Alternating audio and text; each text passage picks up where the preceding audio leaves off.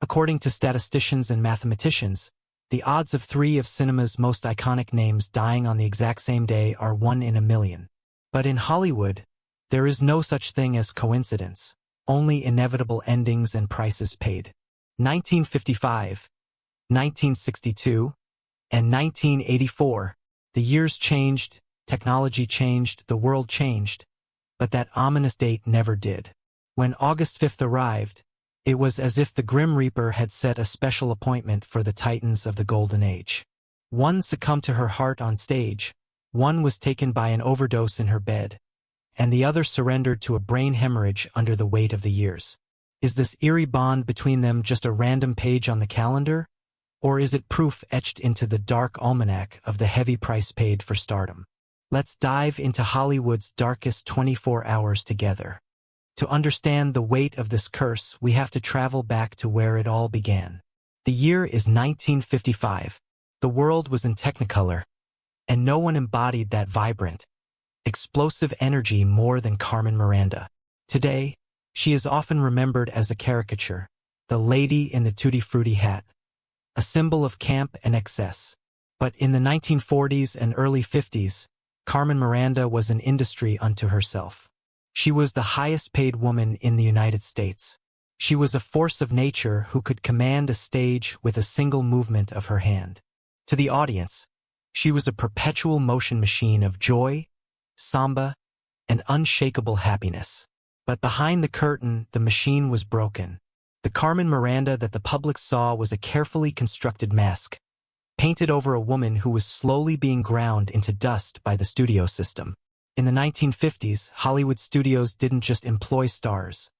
They owned them. They dictated what you ate, who you dated, when you slept, and how you worked. And Carmen was their golden goose. To keep up with the grueling filming schedules, the relentless press tours, and the physically demanding nightclub performances, she was pushed into a chemical cycle that became the standard operating procedure for stars of her caliber. She was fed amphetamines to wake up in the morning and keep her energy manic and bright for the cameras. And when the adrenaline wouldn't fade at night, she was given barbiturates to knock her out. It was a chemical fuel that kept the engine running even as the chassis was falling apart. By August of 1955, Carmen was exhausted.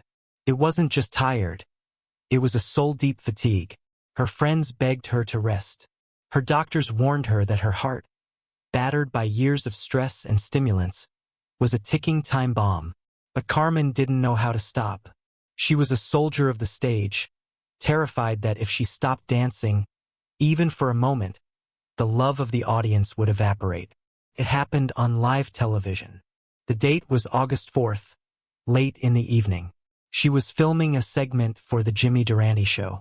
It was supposed to be a standard performance, full of her signature rapid-fire singing and dancing. But in the middle of a number, something snapped. Carmen fell to one knee. She clutched her chest. For a terrifying second, the mask slipped. The breath left her body, and the manic smile faltered. The audience held its breath. It was a moment of raw, unscripted reality intruding on the fantasy. But then, she did what she had been trained to do for decades. She forced the mask back on. She smiled. She laughed it off.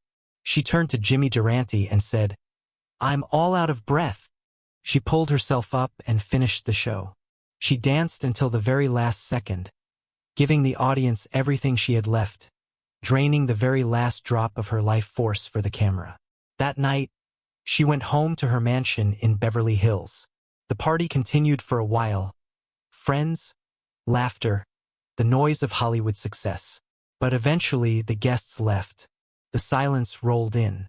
Carmen walked upstairs to her bedroom in the early hours of August 5th.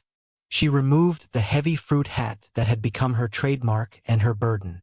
She wiped off the grease paint. She looked into a small hand mirror, perhaps looking for the woman beneath the icon. And in that moment of quiet, her heart finally gave out. She collapsed on the floor, the mirror slipping from her hand. She was found the next morning, dead at the age of 46. The official cause was a heart attack, but those who knew the industry knew the truth. She had been consumed. The first name had been written in the Dark Almanac. But the ink was barely dry before fate began preparing for the next victim. 7 years. Exactly 7 years later, the sun rose over Los Angeles on the morning of August 5, 1962. It was a Sunday. The city was waking up to a warm, hazy morning, but at 12305 Fifth Helena Drive in Brentwood, the house was eerily, terrifyingly quiet. Marilyn Monroe. The name itself sounded like a promise. She was the most famous woman on the planet. She was the blonde goddess, the fantasy of millions, the woman who had the President of the United States on speed dial. She was the ultimate symbol of the Golden Age's glamour and power. But on this specific morning, inside that modest hacienda-style home, there was no glamour. There was only Norma Jean, and she was entirely, devastatingly alone. We all know the official story. It has been repeated in every documentary and biography for 60 years.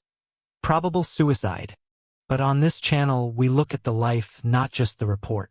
To understand what happened on August 5, 1962, you have to understand the war Marilyn was fighting. Like Carmen before her, Marilyn was trapped in a cycle of chemical dependency. But for Marilyn, it wasn't just about energy. It was about silencing the pain. The pills, Nembutal, chloral hydrate, weren't recreational. They were survival. They were the only way to silence the voices of insecurity, the trauma of her childhood, and the crushing pressure of being Marilyn. In the weeks leading up to that fateful date, her life was unraveling. She had been fired from her film Something's Got to Give. She was heartbroken, allegedly discarded by the Kennedy brothers, treated like a liability rather than a human being. The industry that had built her up was now actively trying to tear her down. She was fragile, exposed, and desperate for a lifeline. The scene discovered by Sergeant Jack Clemens that morning was not one of peace. It was a scene of chaos and despair. She was found lying nude, face down on her bed. The nightstand was a graveyard of empty amber bottles. But the most haunting detail of that night isn't the pills. It's the telephone. When they found her, she was clutching the telephone receiver. Her hand was frozen on it. The cord was trailing off the bed. She hadn't just died in her sleep. She had died trying to reach out. Who was she trying to call in those final, desperate moments? Was it Bobby Kennedy hoping for one last explanation? Was it her doctor? Or was she simply trying to hear a human voice in the encroaching darkness? We will never know. All we know is that on August 5th, the line was dead. The coroner's report read, acute barbiturate poisoning. But in reality, Marilyn Monroe died of a broken heart and a system that ate its young. When she died, something in America broke. The innocence of Hollywood was shattered. The dream factory was exposed as a slaughterhouse. Two icons, the same date, 7 years apart. You might say it's a coincidence.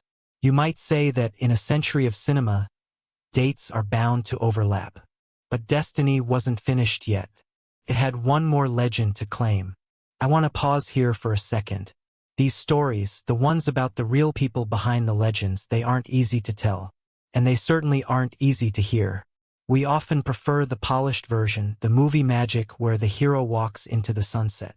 But reality is often darker, grittier, and more profound.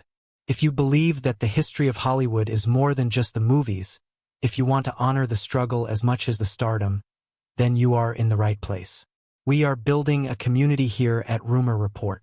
A place for the outlaws, the truth seekers, and the lovers of the golden age who aren't afraid of the dark. Do me a favor, hit that subscribe button. Turn on the notifications. Join us. Let's make sure these stories never fade into the static. Now, let's fast forward 22 years. The curse is about to strike its final blow. The year is 1984. The golden age was over. The studio system had collapsed, and the world of cinema had changed irrevocably. Blockbusters were on the rise, and the old gods of Hollywood were fading into memory. But one of its titans was still standing, albeit unsteadily. Richard Burton. He was the man with the voice that could make the earth shake. He was the greatest actor of his generation. A man who could recite Shakespeare with the power of a thunderstorm. And, of course, he was the other half of the 20th century's most volatile, passionate, and destructive love affair with Elizabeth Taylor. If Carmen Miranda was the energy of the Golden Age, and Marilyn Monroe was its desire, then Richard Burton was its voice. And its rage.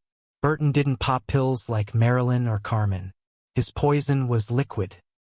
He famously said he drank because he had a void inside him that nothing could fill.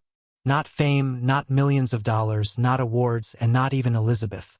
He carried a deep, Celtic melancholy that he tried to drown in vodka and scotch for 40 years. By August of 1984, he was living in Seligny, Switzerland. He was only 58 years old, but he had lived 1,000 lives. His body was a map of his excesses. His spine was crumbling. His liver was scarred. His hands shook with the tremors of a life lived at maximum volume. He was a lion in winter, wounded and weary. On the night of August 4th, he was in good spirits, but he complained of a headache. A splitting pain that wouldn't go away. It was the warning shot. By the morning of August 5th, the silence came for him, too. He suffered a massive brain hemorrhage. His death wasn't a scandal like Marilyn's. There were no conspiracies about the CIA or the Mafia.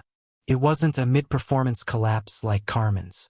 It was the quiet, inevitable conclusion of a life of self-destruction. Burton was the ultimate outlaw. He didn't care about the rules of Hollywood. He lived by his own code, burned his candle at both ends, and dared the world to stop him. But on August 5th, he obeyed the same rule that took Monroe and Miranda. The date that demands the final curtain call. When news broke, the world mourned. Elizabeth Taylor, though they were long divorced, was devastated. She fainted when she heard the news. The great romance was finally, irrevocably over. But those who knew him well, they knew he had been walking toward this date for decades. He had been flirting with death in every bottle, in every pack of cigarettes, in every explosive argument. On August 5th, 1984, the king finally exited the stage. 3 different decades. 3 different causes of death. Carmen's heart gave out under the pressure of performance. Marilyn's mind gave up under the weight of loneliness. Burton's body broke down after a lifetime of excess. Statisticians will tell you this is random. They will say that in a century of cinema, with thousands of actors, dates are bound to overlap. And logically, maybe they are right. Maybe there is no curse. Maybe the calendar is just a grid of numbers with no memory and no malice. But looking at the Dark Almanac, it is hard not to feel the weight of it. It is hard not to see a pattern in the chaos. August 5th isn't just a date on the calendar. It serves as a grim reminder of the price of admission to the Hall of Fame. These 3 gave us everything. They gave us their energy, their vulnerability, and their genius. They entertained us until they had nothing left to give to themselves. They sold pieces of their souls to the camera, and when the tank was empty on a quiet summer morning in August, the bill finally came due. They say tragedy comes in 3s. In Hollywood, apparently, it also comes on the same day. So, the next time August 5th rolls around, take a moment. Don't just look at the calendar as a tool to measure time. Remember the lady in the hat, the blonde angel, and the Welsh king. Remember the silence that followed their thunder. And remember that even the brightest stars eventually burn out. What do you think? Is August 5th just a macabre coincidence? Or is there a deeper pattern to the tragedies of the Golden Age? Do you believe in the curse of dates? Let me know your thoughts in the comments below. Stay curious, stay skeptical, and I'll see you in the next video.